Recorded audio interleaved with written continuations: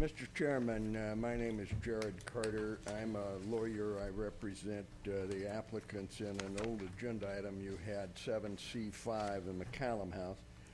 And you have no expression in connection with your adoption of minutes, but I wanted to make sure that the board understands that we and the applicants think that your minutes are inaccurate.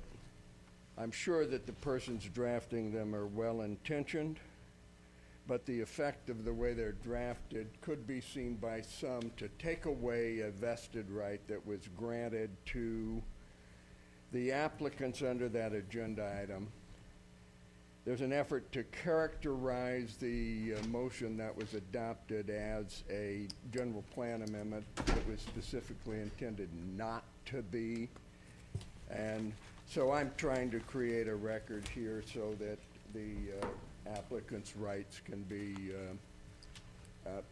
protected. But the board, my comment to the board is that in an effort to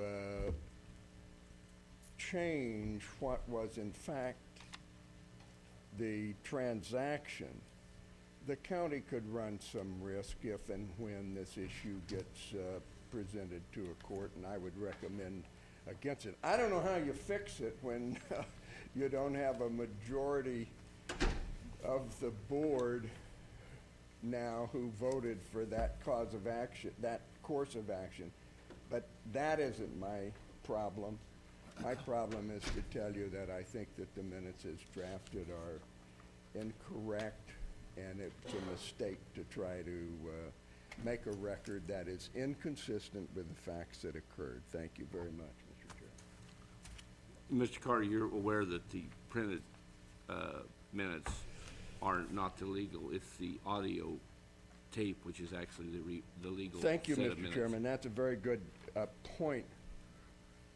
And I hasten to make the point that I wanted to make because I have unfortunately had the experience where the audio minutes have been lost when a matter comes to court a few months later and the county is requested, as is normal, to create and certify a record.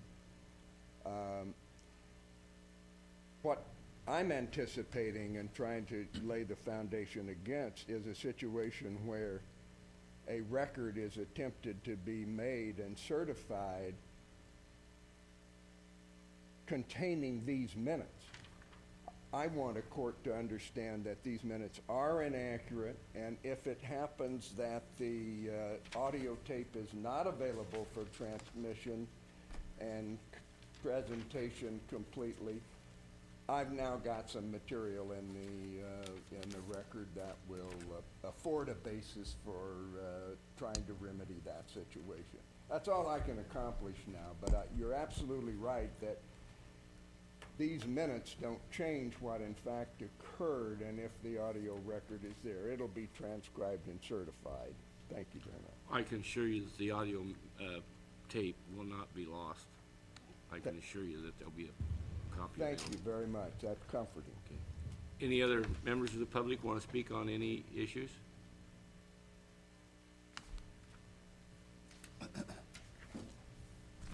Last time? No members that want to speak on the issues? Okay, thank you. Okay, agenda item number 4, approval of minutes. We have two meetings here. We'll take, could I get a motion to approve the minutes of, we'll start with December 15th, 2008, continued board meeting?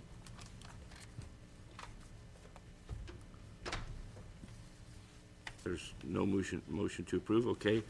We'll move on to the January 6th, 2009 organizational meeting. Do I have a motion for approval of those minutes? I'll move approval. Move approval. Do I have a second? Second. Second. We have a motion and a second. All those in favor? Aye. Aye. Okay, we'll move on to agenda item number 5. Excuse me, was that a unanimous decision? Unanimous Thank you. vote, yeah. And the December 15th minutes, there was no motion. Continue. Item number 5, consent calendar. Clerk, do we Did we establish proper notice? We have proper notice for the consent calendar items. Okay. Those are the small Yeah, consent we calendar. It don't- was incorporated within the regular agenda on page 2, just 3 items. So do we have a motion? Anything When the red light's on.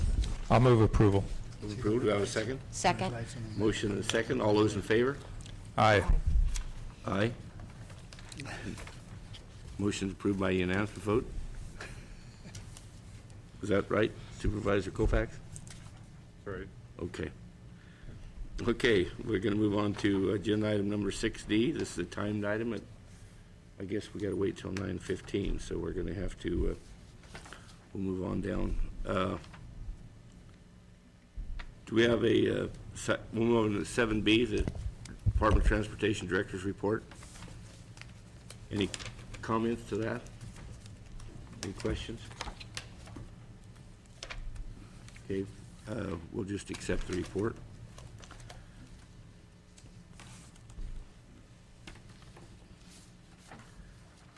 We'll move on down to,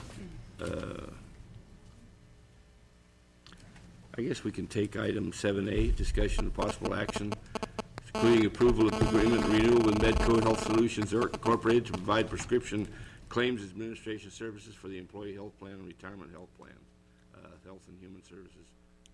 Mr. Human Chair, Services is the sponsoring department. Mr. Chair, if I may, that item's likely to take more time. It'd delay our timed item if we took that up. Well, yeah, but we can, It's your option. yeah, Linda's here, so I think we'll have time to do it. Linda?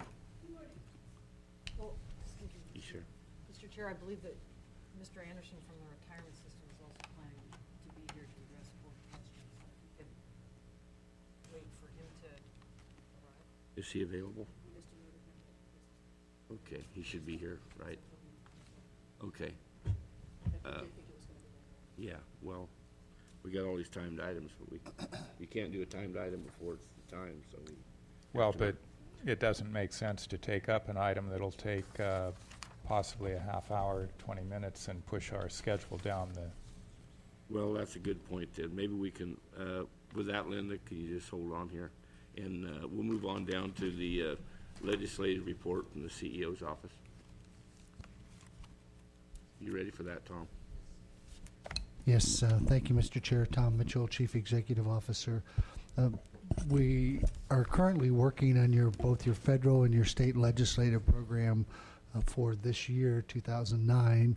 Lisa Badford from our office, I know, has met with a couple of supervisors. She still has additional meetings to occur. We have scheduled a review with the General Government Committee on January 28th to discuss our federal legislative program, because all requests are due to Congressman Thompson, Senator Boxer, and Senator Feinstein by February 6th. So our intent is for General Government to review the requests on January 28th. The entire board will hear the item on February 3rd, and we will make submittal to our legislative representatives on February 6th. In conversations with Paul Schlesinger from Alcade & Fay, our federal lobbyist, what I've been told is that they anticipate the earmark process to continue this year, the same as in previous years.